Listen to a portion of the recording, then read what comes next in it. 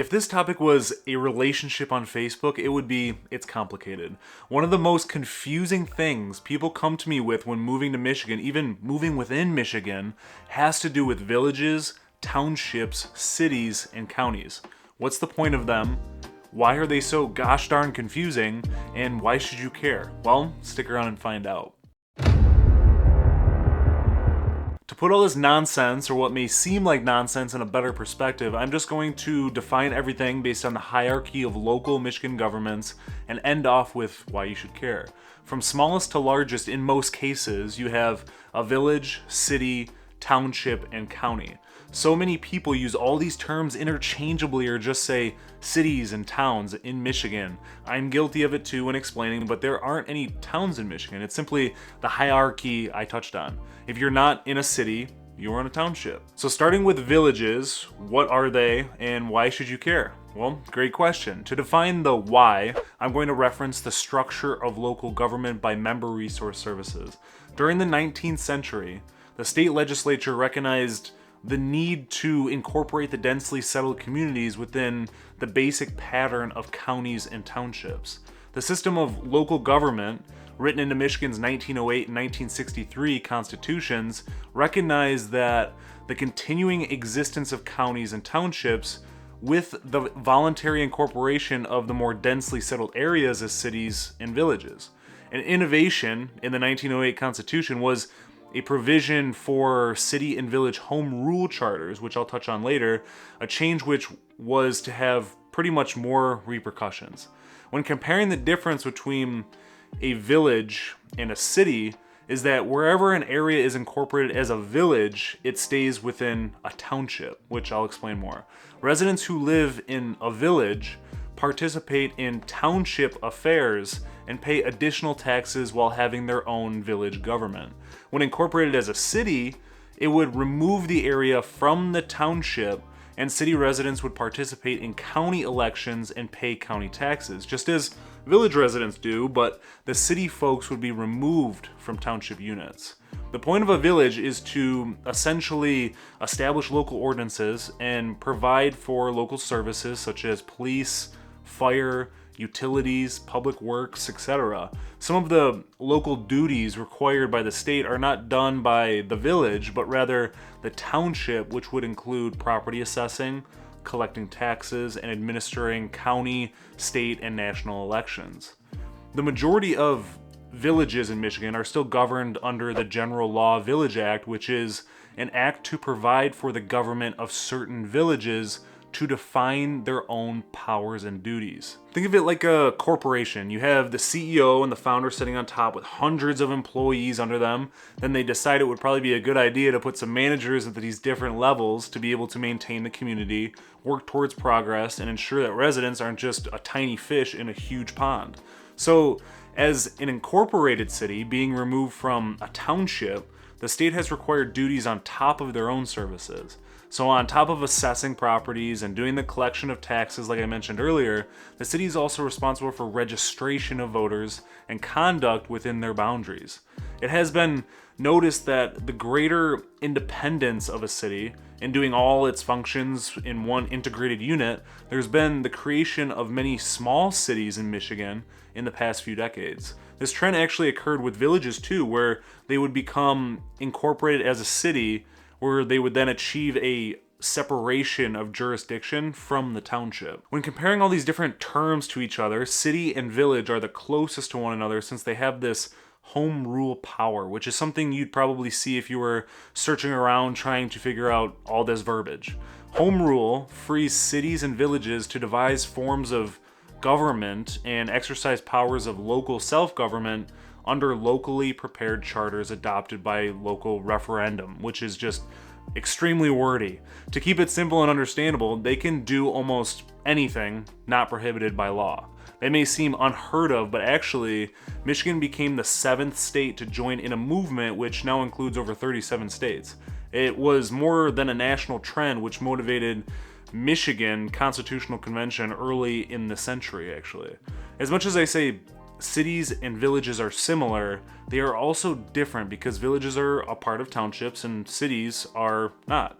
And when people are wanting or seeking the answer to what type of local government is for the people, like just really for the people, the answer is within townships, large and small, as they provide services tailored to meet the needs of their residents.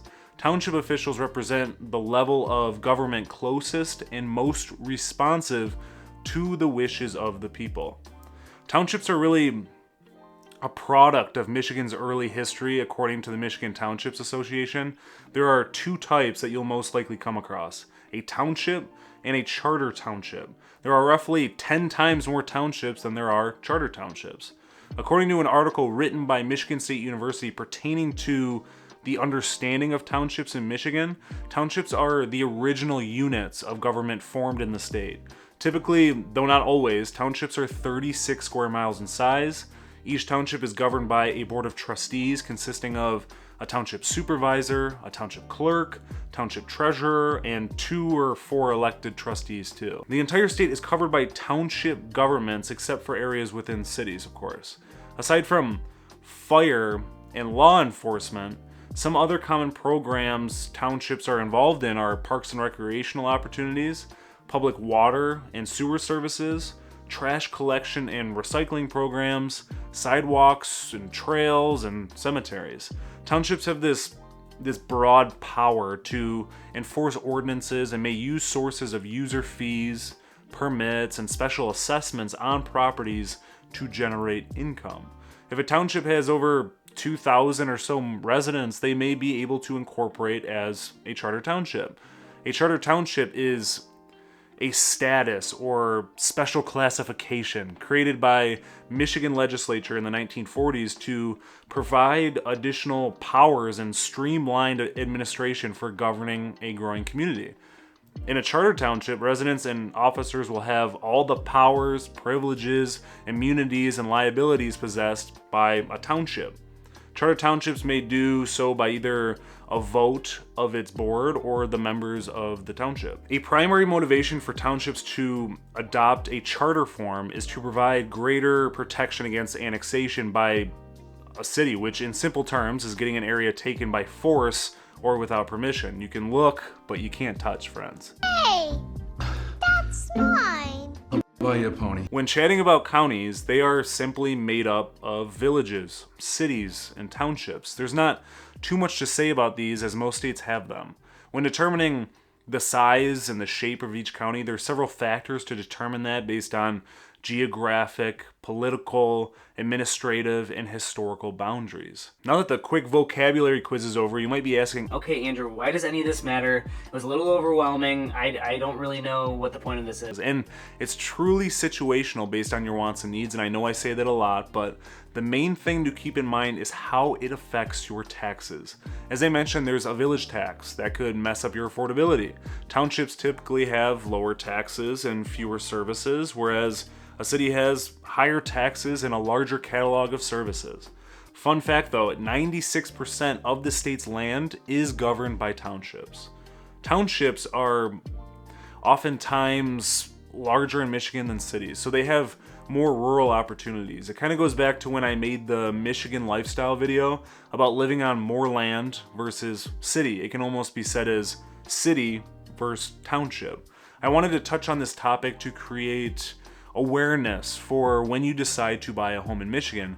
Figure out what village, city, or township the home you're interested in is located so you can jump over to the Michigan Property Tax Estimator, which I will link in the description, to help you get a sense of approximately how much you'll be paying. Understand that within the cities and villages, they are oftentimes kept to a higher standard, which not only goes for the public services offered, but maybe it's a historic district where you can't modernize the home to your liking. For example, in Northville's historic district, the local municipality strives to maintain a historic look to the town, and any improvement you do on the exterior of your home needs to be approved by some directors involved in the maintenance of the historic district. In today's housing market, it's extremely easy to overlook a lot of these little details. Realtors do it too, and that's when it really comes down to communicating your wants and needs with your realtor and talking with the local municipality early on if there are big changes you want to make, or even to get a better understanding of what services they are offering and what your property tax bill even goes towards. You pay for it, so you should know what it's paying for. Some communities need accountability, so you find some of the services that are offered aren't being done. Maybe it's time you start asking questions. It doesn't make you bad or a snotty person. It just makes you someone compassionate about your community you live in, and there's nothing wrong with that at all. I know this topic is dry, not very entertaining, but I hope it answered some questions for those of you who really know absolutely nothing about Michigan's local government and structure, because I've gotten a lot of people that have reached out to me and just said, I don't know what townships are, villages are, why are they kind of close to each other, what's the crossover mean, what's the difference, etc. So that's why this really came to play here.